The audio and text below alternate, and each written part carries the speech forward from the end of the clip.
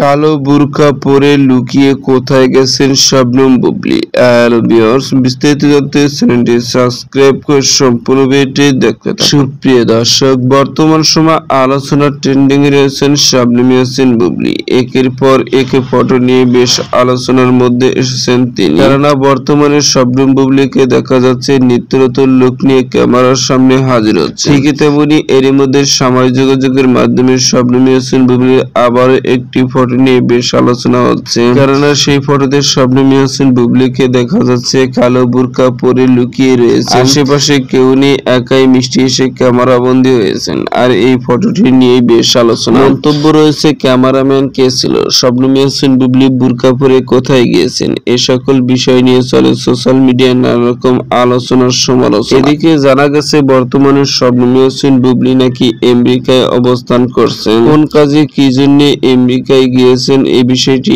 এখন পর্যন্ত আসল সত্যতা জানা যায়, তবে জানা গিয়েছে ছেলে শাহজাদ খান বীরের সঙ্গে রয়েছে। তো সুপ্রিয় দর্শক, ভিডিওটি আপনার কাছে ভালো লাগলে একটা লাইক দিন। নিত্য নতুন ভিডিও আপডেট পেতে চ্যানেলটি সাবস্ক্রাইব করুন। অসংখ্য ধন্যবাদ। প্রভিটু করার জন্য।